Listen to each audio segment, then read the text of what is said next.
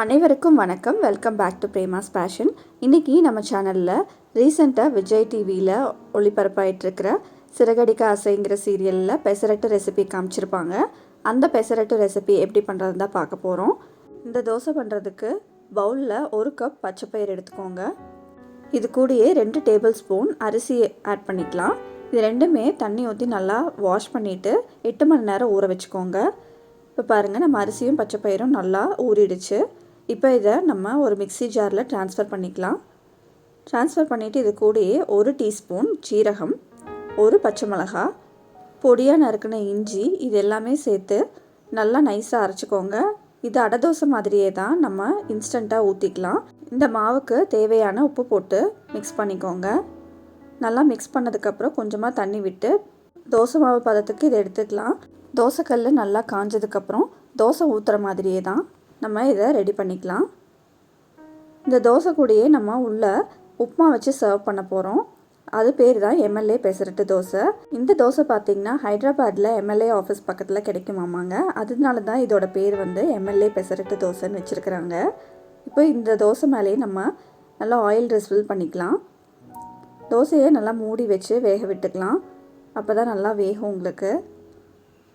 பாருங்கள், நம்மளோட தோசை நல்லா பச்சை பசேல் ரெடி ஆகிடுச்சு. இப்போ இது கூட நம்ம உள்ள உப்புமா வச்சு சர்வ் பண்ண போகிறோம். நம்ம நார்மலாக வீட்டில் பண்ணுற வெள்ளை ரவை உப்புமா தாங்க.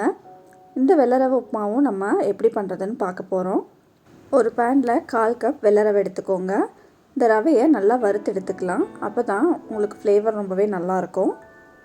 உப்பாவும் ஒட்டாமல் உதிரி உதிரியாக வரும். இந்த பேனில் 1 டேபிள் ஸ்பூன் எண்ணெய் ஊற்றிக்கலாம். தாளிக்கிறதுக்கு கடுகு, உளுத்தம்பருப்பு, கடலைப்பருப்பு இது எல்லாமே போட்டு நல்லா வறுத்துக்கோங்க. பொடியாக கட் பண்ணி வச்சுருக்கிற கருவேப்பிலையும் இது கூட சேர்த்துக்கலாம். இப்போது பொடியாக கட் பண்ணி வச்சுருக்கிற வெங்காயமும் சேர்த்து நல்லா வதக்கி விட்டுக்கோங்க. இது கூடயே பொடியாக கட் பண்ணி வச்சுருக்கிற பச்சை மிளகாவும் ஆட் பண்ணிக்கலாம்.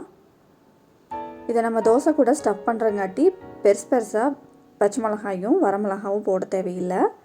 இப்போ நான் நல்லா காய வச்சுருக்கிற தண்ணி இது கூட சேர்த்துக்கிறேன்.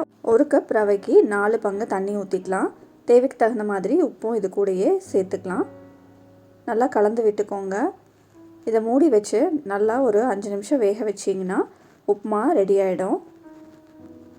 கடைசியாக கொத்தமல்லி தூவி இறக்கிக்கலாம். இது கூடயே நம்ம 1 டீஸ்பூன் நெய்யும் ஆட் பண்ணிக்கலாம்.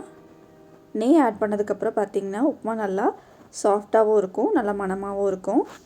பாருங்கள், நம்மளோட உப்புமா ரெடி ஆகிடுச்சு.